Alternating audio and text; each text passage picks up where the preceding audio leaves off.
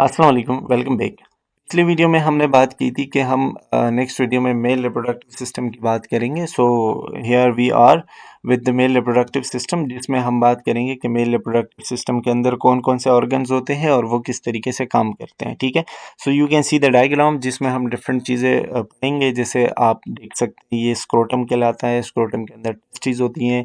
ये जो ऑर्गन है, it is a male reproductive organ या सेक्सुअल ऑर्गन, जिसको हम पेनिस कहते हैं। ठीक है, इसमें ये जो है हमारा ब्लैडर होता है, डिफरेंट डक्ट्स होते हैं, जो कि हम आगे डिस्कस करेंगे और इसी डायग्राम से हम हेल्प लेंगे। ओके, सबसे पहले हमें मेल रिप्रोडक्टिव सिस्टम का फंक्शन बताया गया है कि इसका काम क्या होता है। तो जिस तरह हमने पिछली वीडियो में बात की थी कि इसका काम होता है स्पर्म प्रोडक्शन करना और सेक्स हार्मोन्स प्रोड्यूस करना।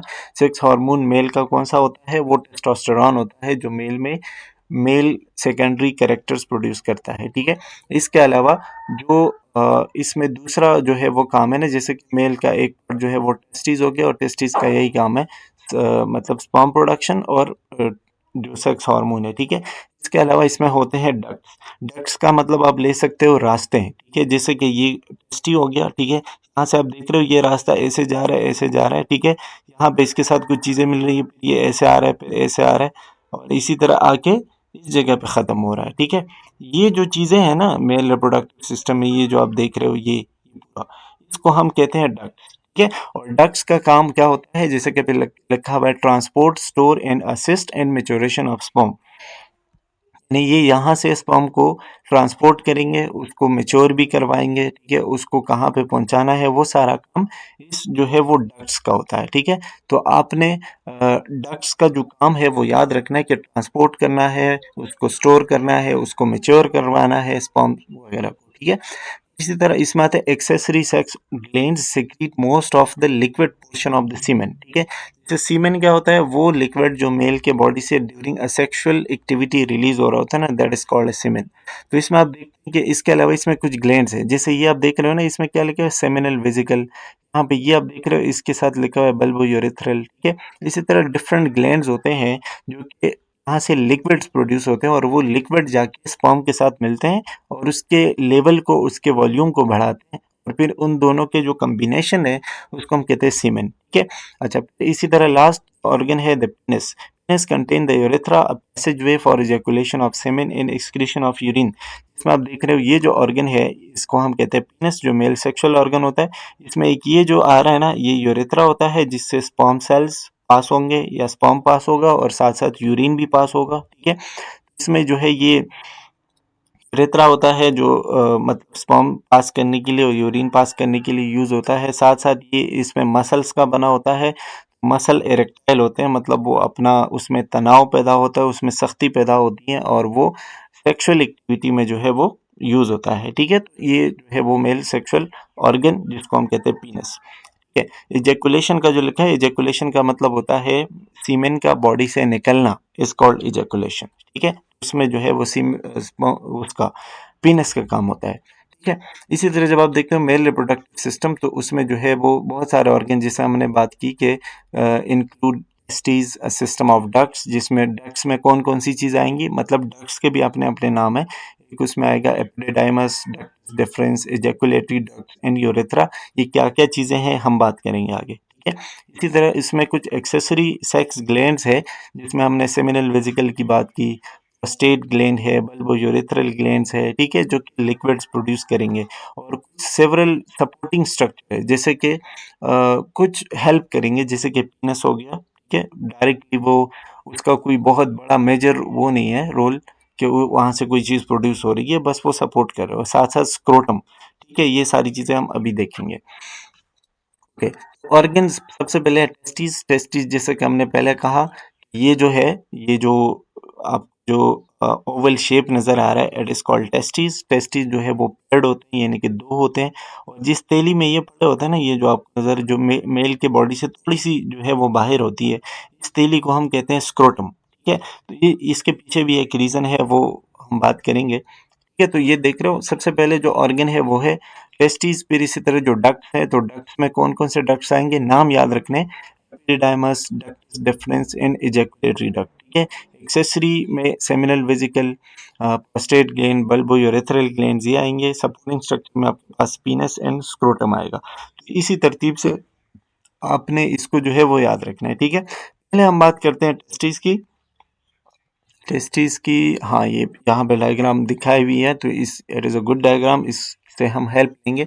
देखो टेस्टिस में पहले आपको बताया पेड ओवल ऑर्गन है। ओवल ऑर्गन का मतलब होता है कि ये ऐसे अंडे के जैसे होता है, ठीक है, बिल्कुल गोल नहीं होता, ये थोड़ा सा मतलब उसकी लंबाई थोड़ी सी ज़्यादा होती है, but it is a Oval organ. Lies and scrotum, lies and scrotum यानी कि हमने पहले बात की कि जिस तेली में वो पड़े हुए उस तेली को हम कहते हैं स्क्रोटम, ठीक है, जो कि बॉडी से थोड़ा सा बाहर होता है। अच्छा, अब एक टेस्टिस जो है, टेस्टिस दोनों को मिला के कहेंगे, एक को हम कहते हैं टेस्टस, ठीक है, यहाँ पे ई के बजाय आई आएगा। टेस्टस जो है वो एक टेस्टस जो होता है इंसान का, वो तकरीबन 5 सेंटीमीटर लंबा होता है, 5 सेंटीमीटर, और उसका अगर आप वेट करेंगे तो वेट उसका होगा 10 से 15 ग्राम, ठीक है। अच्छा, उसमें कुछ लेयर्स होती है, इसमें एक है ट्यूनिका वेजिनलिस, ठीक है, जो कि टेस्टिस को कवर कर रही होती है ऊपर से, और उसके अंदर की तरफ एक और लेयर होती है जिसको कहते हैं ट्यूनिका अल्बुजिनिया, ठीक है। ये दोनों लेयर्स मिलके क्या करती हैं, टेस्टिस को कवर करती हैं। यहाँ पे तो वो दिखाया नहीं गया है, लेकिन आप कह सकते हैं कि अंदर की तरफ, जैसे कि ये जो आपको लेयर नजर आ रही है ये बाहर की तरफ, ठीक है, ये ट्यूनिका वेजिनलिस है, और थोड़ा सा जो अंदर की तरफ ये लेयर्स होंगे, ये जो ब्लू कलर येलो के हैं ये नहीं, ये जो ब्लूइश कलर के नजर आ रहे हैं ये ट्यूनिका एल्बुजिनिया होंगे, ठीक है, इस तरह का। ये जो लेयर्स है ये मिलके पूरा टेस्टी का स्ट्रक्चर बना रहे होंगे। अब tunica albuginea is compose of dense irregular connective tissue, जिसमें कनेक्टिव टिश्यू होंगे जिसकी वजह से जो है वो सेप्टा बनेंगे, फॉर्म सेप्टा। सेप्टा का मतलब होता है कोई भी दो चीजों के बीच में कोई पर्दा, ठीक है, जैसे कि ये जो पर्दा बना हुआ है ये ट्यूनिका एल्बुजिनिया की वजह से बना होगा, पर्दा बना हुआ है, ठीक है, ये पर्दा बना हुआ है, ये पर्दा बना हुआ है, इस तरह इसमें देख रहे हो पर्दे बने हुए हैं, मतलब डिफरेंट सेक्शंस बने हुए हैं, ठीक है, जिनको हम सेप्टा कहेंगे, यानी एक एक पर्दा जो बीच में होगा उसको हम सेप्टा कहेंगे, ठीक है। ये आप देख रहे हो, septa divide the testis in lobules, ठीक है, लोब्यूल्स मतलब इन सेप्टा की वजह से ये जो टेस्टी है ये डिफरेंट सेक्शंस में डिवाइड हो गया है।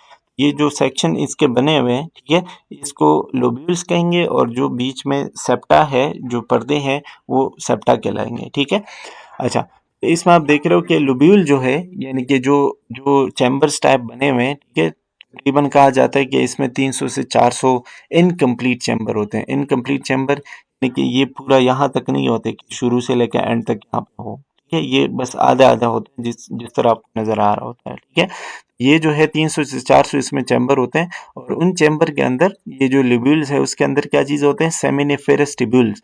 सेमिनिफेरस टिब्यूल्स को आप कह सकते हो the structural and functional unit of male reproductive system, ठीक है, जिससे स्पर्म प्रोड्यूस होगा, जिससे सेक्स सेल्स प्रोड्यूस होंगे, जिससे टेस्टोस्टेरोन वगैरह प्रोड्यूस होंगे, ठीक है, तो वो जो है सेमिनिफेरस टिब्यूल कहलाएंगे। ये जो आपको यहाँ पे नजर आ रहे हैं, ठीक है, ये जो ब्लू बोल रहा हूँ बार बार, ये जो येलो कलर है, ठीक है, ये जो आपको नजर आ रहे हैं नहीं, इसको आप सेमिनिफेरस टिब्यूल कह सकते हो। यहाँ से इंसान के स्पर्म सेल्स प्रोड्यूस होते हैं, और यहाँ से टेस्टोस्टेरोन हार्मोन जो है वो प्रोड्यूस होते हैं, क्योंकि इसके अंदर आपको डिफरेंट सेल्स मिलेंगे, छोटे छोटे से सेल होते हैं इसमें, ठीक है, जो कि स्पर्म प्रोड्यूस करते हैं और टेस्टोस्टेरोन हार्मोन प्रोड्यूस करते हैं, ठीक है। जैसे कि इसमें लिखा हुआ है कि ये ट्यूब्यूल के अंदर क्या होते हैं, स्पर्मेटोजेनिक सेल्स होते हैं जो कि प्रोड्यूस स्पर्म्स। अब ये इंपॉर्टेंट है एमसीक्यूज के हवाले से, ठीक है। स्पर्मेटोजेनिक सेल्स वो सेल जो कि स्पर्म प्रोड्यूस करेंगे, और सर्टुली सेल जो कि इस काम में हेल्प करेंगे, सपोर्ट स्पर्मेटोजेनेसिस, ठीक है। ठीक है, आप देखोगे कि सर्टोली सेल प्रोड्यूस स्पर्म्स, जो कि वो भी आप कह सकते हो, ठीक ही बात है, कोई उसमें डिस्टरबेंस या कोई गलत बात नहीं है, ठीक है। तो स्पर्मेटोजेनिक सेल्स मोस्ट एक्यूरेट आंसर है, लेकिन अगर वो नहीं दिया हुआ तो आप सर्टोली सेल्स भी लगा सकते हो, ठीक है। सर्टोली सेल्स स्पर्मेटोजेनिक सेल्स दोनों क्या करते हैं, स्पर्म प्रोडक्शन करते हैं, तो उसमें जो है वो स्पेस बिटवीन सेमिनिफेरस ट्यूब्यूल और लैडिक सेल्स, ये इसमें नहीं है, ये लैडिक सेल्स है, लेकिन यहाँ पे लैडिंग लिखा हुआ है, तो खैर कोई बात नहीं। इसमें आप देख सकते हैं कि इसमें जो है सेमिनिफेरस ट्यूब्यूल के बीच में छोटे छोटे से स्पेसेस होते हैं जिसमें लैडिक सेल्स होते हैं, और लैडिक सेल या इंटरस्टिशियल सेल्स भी आप उनको कह सकते हो। ये सेल टेस्टोस्टेरोन हार्मोन प्रोड्यूस करते हैं।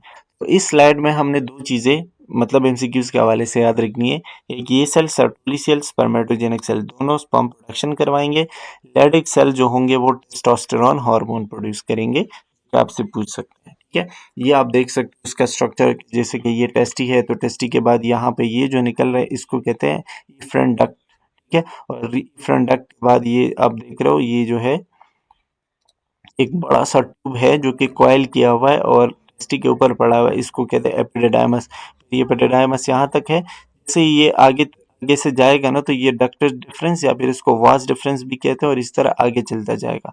ठीक है, ये स्ट्रक्चर हमने मतलब वो ये तो डक्ट्स में आएगा ना, जैसे कि ये डक्ट एपिडिडाइमस, ये डक्टस डिफरेंस।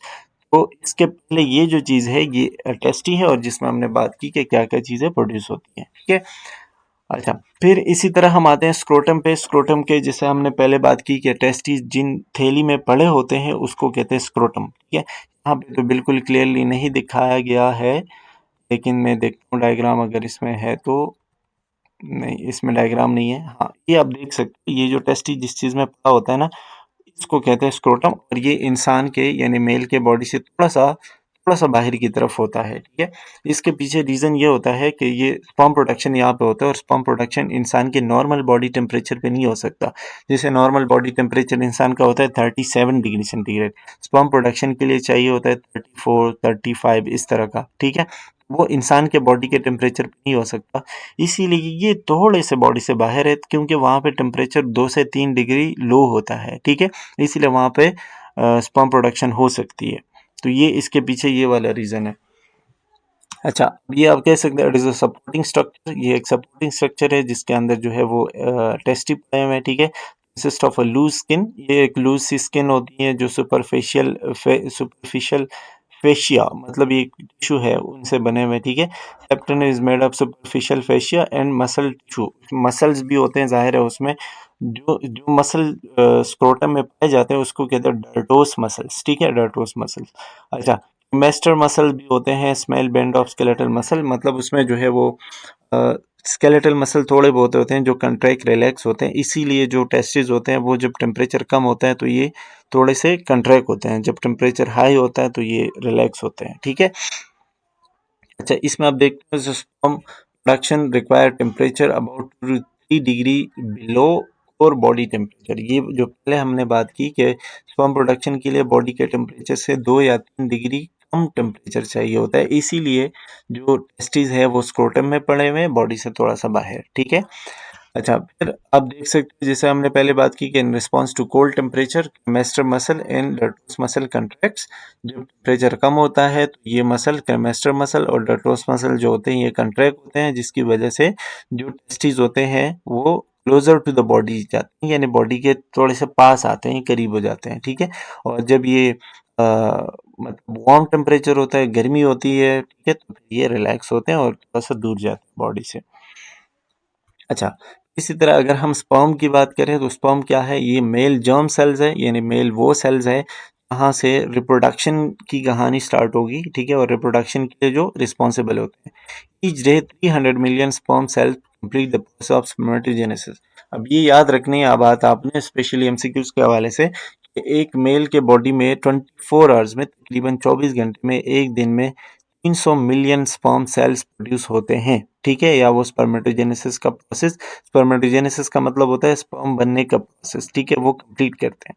अब स्पर्म सेल जो है normal range of sperm is 100 and 200 million, मतलब ज़रूरी नहीं है कि हर किसी का 300 मिलियन हो। नॉर्मली अगर हम बात करें ना तो 100 से 200 मिलियन नॉर्मल है। ठीक है, कम ज़्यादा हो सकते हैं, हर किसी का इतना नहीं होता, बट ये नॉर्मल इस रेंज में होना चाहिए। अगर आप एक स्पर्म सेल को लेते हैं तो जैसे कि अगर हम यहाँ पे ये इसका डायग्राम देखें, ठीक है, वैसे ये माइक्रोस्कोपिक स्ट्रक्चर होता है, लेकिन अगर हम उसका एक स्ट्रक्चर निकाल के देखें तो ये तकरीबन 60 माइक्रोमीटर लॉन्ग होता है। माइक्रोमीटर बहुत ही माइक्रोस्कोपिक यूनिट है, बहुत ही कम यूनिट होता है। ठीक है, 60 माइक्रोमीटर का साइज आपने याद रखना है। Once ejaculated most sperm do not survive more than 48 hours within female reproductive system. अब फॉर एग्जांपल एक इंटरकोर्स हो गया, यानी एक मेल फीमेल के गेमीट्स फ्यूज तो नहीं हुए, बट मतलब एक सेक्सुअल प्रोसेस हुआ जिसमें मेल के स्पर्म सेल्स फीमेल के बॉडी में चले गए, वहाँ पे मौजूद है। ठीक है, फीमेल के बॉडी में तकरीबन स्पर्म सेल जो होते हैं मेल के वो 48 आवर्स तक क्या कह सकते हैं मतलब सरवाइव कर सकते हैं। 48 घंटे तक वहाँ पे रह सकते हैं जिंदा।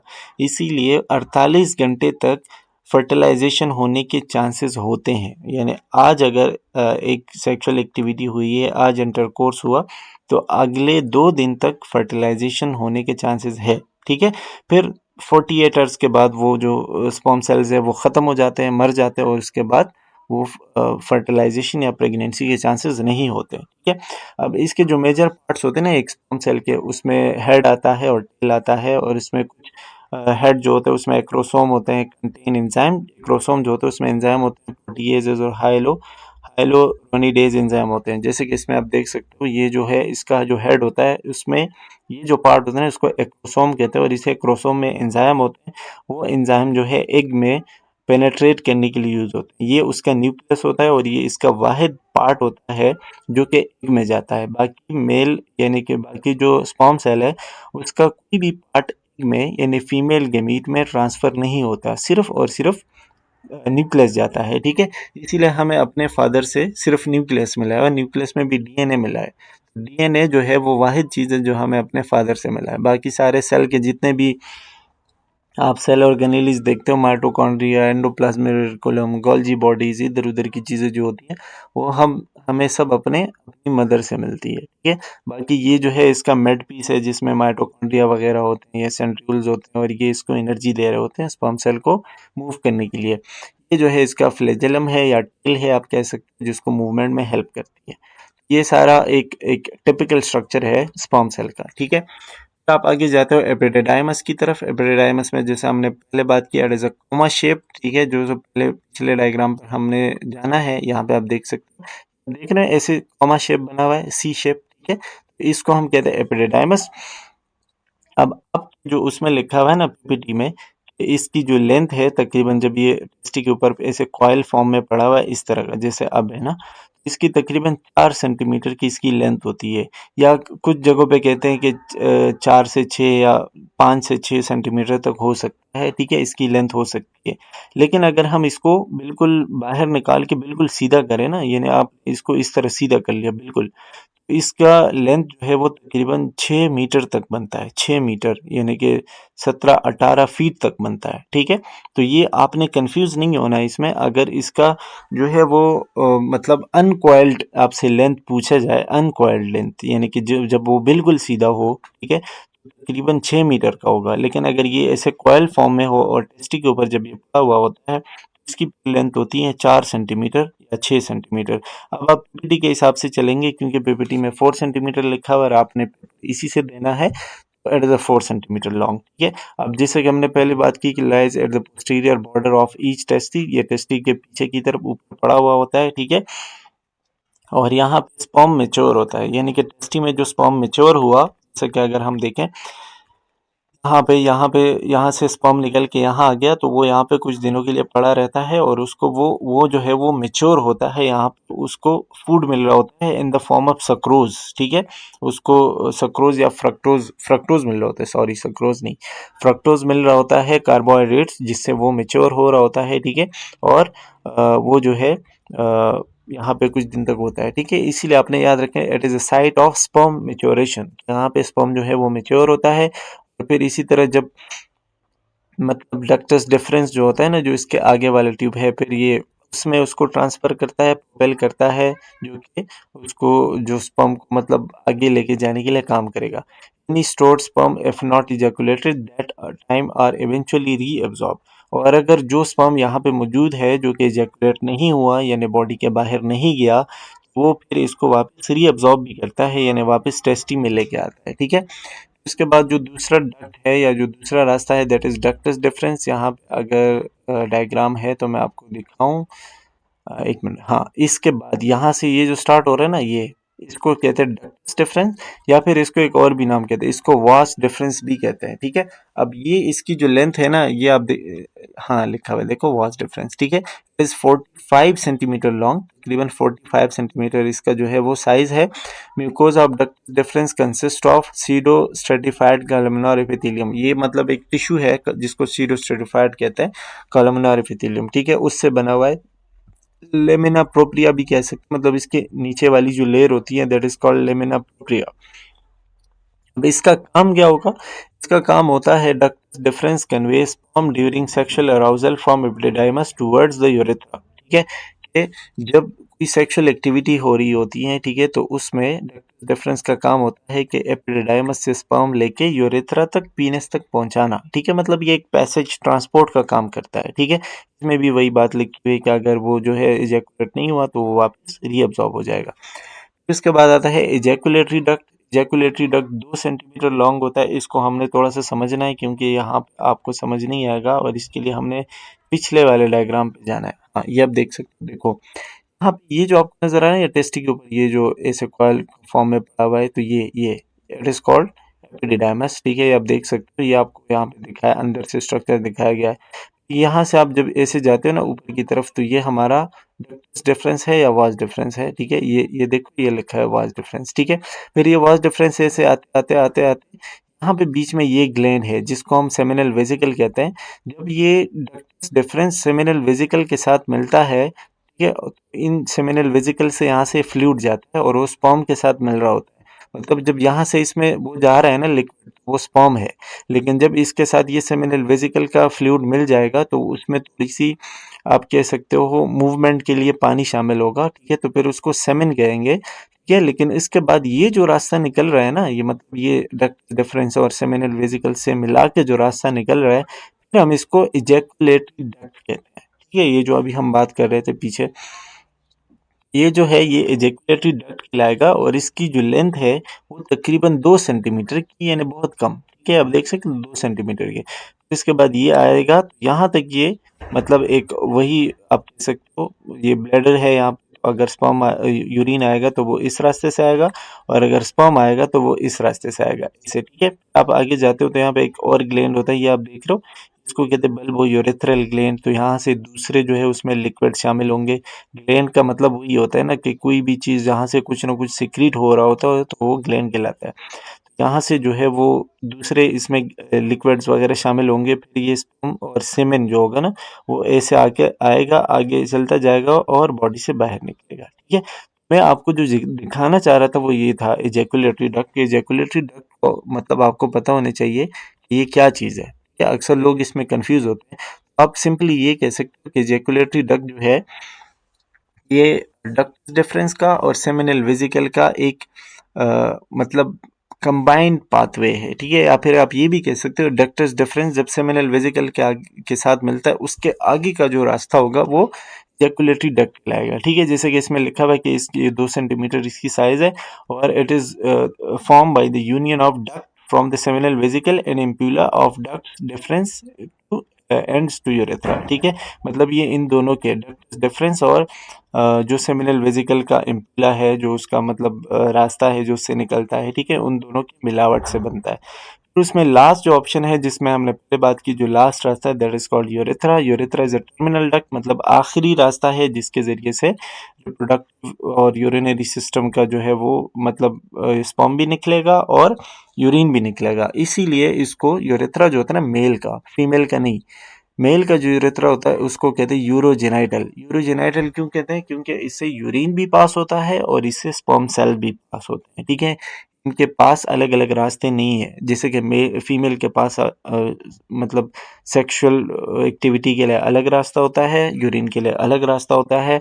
मेल में ऐसा नहीं है, मेल में दोनों के लिए सेम पाथवे है। ठीक है, मेल के यूरेथ्रा को कहते हैं यूरोजेनाइटल डक्ट। ठीक है, अच्छा, it's a passageway for semen and urine. वही बात के इसमें जो है वो दोनों सेमेन और यूरिन दोनों का रास्ता इसमें पाया जाता है। ठीक है, अच्छा, फिर आप उसमें देखते हो एक्सेसरी ग्लैंड्स। एक्सेसरी ग्लैंड्स वो ग्लैंड्स होते हैं ducts of the male reproductive system store and transport sperm cells. इस तरह हमने पहले बात की कि इसमें कुछ ग्लैंड्स होंगे, कुछ चीज़ें होंगी, ठीक है, जो कि मतलब जिससे ग्लैंड्स हैं और वहाँ से जो है वो डिफरेंट लिक्विड्स वगैरह प्रोड्यूस होते हैं, ठीक है। जो सेमिनल वेसिकल है या बल्बोयूरेथ्रल ग्लैंड्स है, वो डायग्राम में आप देख लीजिएगा। उनसे जो चीज़ें प्रोड्यूस होंगी या जो लिक्विड प्रोड्यूस होंगे वो स्पर्म को मूव करवाने में हेल्प करेंगे, ठीक है। इसीलिए उनको एक्सेसरी ग्लैंड्स कहते हैं। तो ये जो है वो स्पर्म के ट्रांसपोर्ट में हेल्प करते हैं, but accessory sex gland secret most of the liquid portion of the semen. Semen यानी कि जो ग्लैंड से प्रोड्यूस होगा ना, जो लिक्विड प्रोड्यूस होगा वो, और जो स्पर्म सेल्स होंगे वो दोनों जब मिलेंगे तो फिर उनको कहेंगे सेमेन, ठीक है। कहा जाता है कि जो सेमेन रिलीज हो रहा है ना, उसमें तकरीबन 40% स्पर्म सेल्स होते हैं और 60% उसमें जो ग्लैंड से लिक्विड आता है ना वो होता है, ठीक है। तो ये सेमेन का आपने कंपोजिशन याद रखना है। Accessory sex glands include seminal vesicle, prostate gland and bulbourethral gland. मतलब हमारे पास जो एक्सेसरी सेक्स ग्लैंड है उसमें ये 3 चीज़ें आती हैं, सेमिनल वेसिकल, प्रोस्टेट ग्लैंड और बल्बोयूरेथ्रल ग्लैंड, ठीक है। इन तीनों का काम क्या होगा? स्पर्म के साथ अपने लिक्विड्स मिलाना ताकि उसकी मूवमेंट सही से हो और वो आगे जाके मूव करे, ठीक है, और उसको सेमेन बनाए। उसके बाद आता है सेमिनल वेसिकल। सेमिनल वेसिकल में जैसे हमने पहले बात की कि पोच लाइक, वो डायग्राम में देख लेना, स्ट्रक्चर है इसके 5 सेंटीमीटर मतलब साइज है, ठीक है। तकरीबन इससे फ्लूइड, अल्कलाइन फ्लूइड यानी बेसिक फ्लूइड रिलीज होते हैं, फ्रक्टोज वगैरह, प्रोस्टाग्लैंडिन और क्लॉटिंग प्रोटीन वगैरह उसमें होते हैं, मतलब काफ़ी सारी चीज़ें उसमें होती हैं और अल्कलाइन नेचर का होता है यानी बेसिक होता है। इसका इसका फ़ायदा ये होता है कि जब मेल जो है वो यूरिन पास करता है ना, तो यूरिन एसिडिक होता है, तो उसकी एसिडिटी को ख़त्म करने के लिए स्पर्म के जाने से पहले वो सेमिनल वेसिकल से कुछ लिक्विड प्रोड्यूस होते हैं, वो रिलीज होते हैं ताकि एसिडिटी को ख़त्म किया जाए। क्योंकि अगर स्पर्म सेल वहाँ से पास होंगे ना, तो स्पर्म सेल एसिडिटी को नहीं बर्दाश्त कर सकते और वो ख़त्म हो जाते हैं। इसीलिए पहले यहाँ से कुछ लिक्विड रिलीज होते हैं ताकि वो स्पर्म सेल्स ख़राब ना हो। इसी तरह प्रोस्टेट ग्लैंड, जो कि मेल में तकरीबन काफ़ी इसका कैंसर भी होता है, बहुत कॉमन है मेल में, ठीक है। सिंगल ग्लैंड होता है, मतलब ये पैर में नहीं होता है, ये एक ही होता है, बाकी जो 2 है ना वो पैर में होते हैं, ठीक है। इससे मिल्की और थोड़ा सा एसिडिक फ्लूइड रिलीज होता है, तकरीबन 6.5 pH का।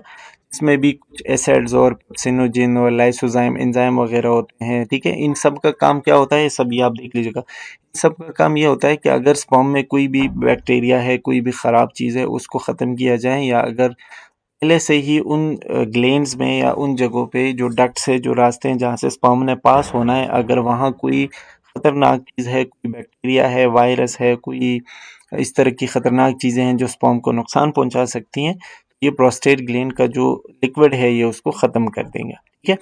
इसी तरह बल्बोयूरेथ्रल ग्लैंड जो है, जिसको हम कॉपर्स ग्लैंड भी कहते हैं, दूसरा नाम इनका याद रखना, ठीक है।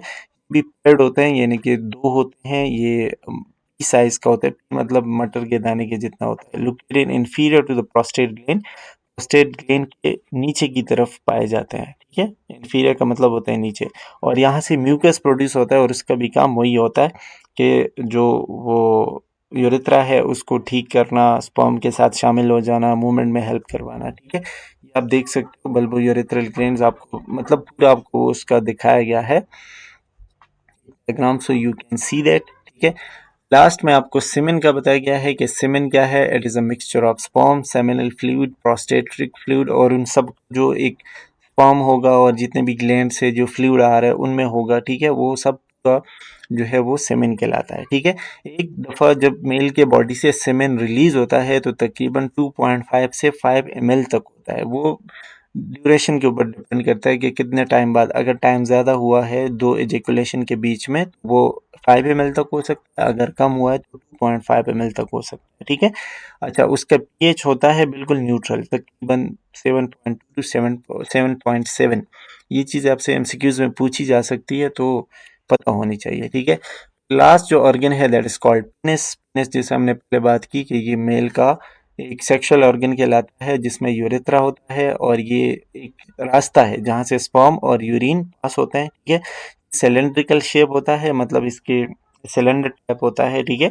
और इसके पार्ट्स होते हैं जिसमें उसकी जो मेन जो एरिया होता है उसको कहते हैं बॉडी, जो उसका बिल्कुल टिप होता है उसको कहते हैं ग्लैंस पेनिस, और जिसके रूट होते हैं, जिस जहाँ से वो बॉडी के साथ कनेक्ट होते हैं उसको कहते हैं रूट, ठीक है। And that's all about the male reproductive system. Next इंशाल्लाह नेक्स्ट पार्ट में हम फीमेल रिप्रोडक्टिव सिस्टम की बात करेंगे। तब तक के लिए अल्लाह हाफ़िज़।